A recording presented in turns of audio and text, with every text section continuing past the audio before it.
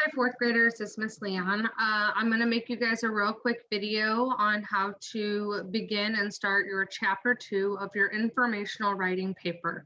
Chapter 1, if you remember, was all about the American Revolution, meaning you wrote a chapter that was a descriptive text that told us all about the American Revolution as a whole.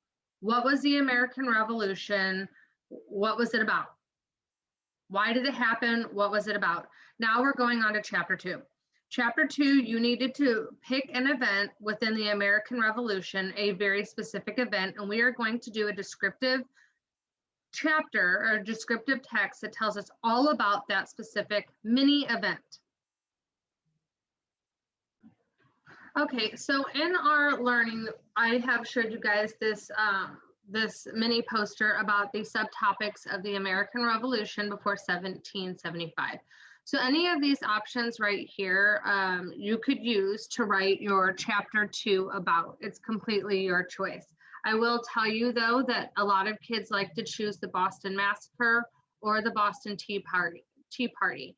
But any of these topics would be good to choose from, but I will tell you it is probably the easiest to choose either the Boston Massacre or the Boston Tea Party, sometimes the French and Indian War.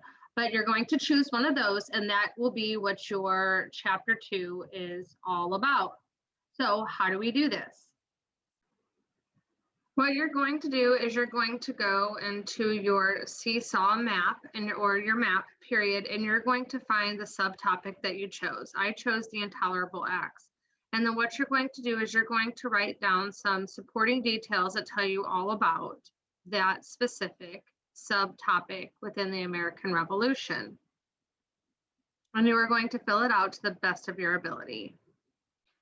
All right, so I went ahead and I finished filling out some information. I'm going to start using this to begin my drafting. So now that I'm doing that, I'm going to go inside my Google Classroom, and I'm going to find my assignment, and I'm going to add to that template underneath chapter 2. All right, here in my template, it says for me to pick a subtopic. So what I'm going to do is I'm going to highlight this right here. I'm going to make it a different color. I'm just going to say red, just so it's in there. And I'm going to type in what it is my subtopic is going to be about, and it's going to be the intolerable acts. I'm going to wait for my computer to catch up with me.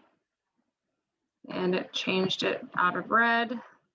So I'm going to change it back to red. So the intolerable acts. Then I need to go ahead and I need to follow my prompts. And it says that I need to write a topic sentence. I need to tell what it is that I'm telling or describing about. I need to write sentences talking about each subtopic and a concluding sentence. So while I'm doing that, I know that we talked before, I need to make a decision. I need to decide, am I going to sort this by like sections, my subtopics, by chronological details or about like categories. So I'm going to go ahead and begin this, and I'm going to show you what I came up with after I get a little bit of work done. All right, so I went ahead and started, and here is my first topic sentence or topic sentences telling me, the reader, all about what the intolerable acts were.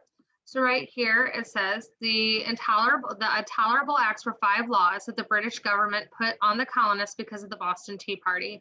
King George was upset and wanted to make a point or punish the colonists for the damage they had caused and the money they had wasted from dumping 90,000 pounds of tea into the Boston Harbor. And I noticed a few typos in there, but I will go back and I will fix that later. Now I'm going to decide how I want to make my subtopics. Okay, so in my writing, I decided that I wanted to do 2 subcategories. I wanted to first talk about the 5 acts, what those 5 acts were, and then the results of that. So now that I have created my 2 subtopics, I'm feeling pretty good about this chapter. And then I might go over this and reread through that, make sure that my words are spelled correctly, that I have some complete sentences, capitalizations, period punctuations, and things like that. So go ahead and get started with this and see what you come up with. I'm excited to see what you do.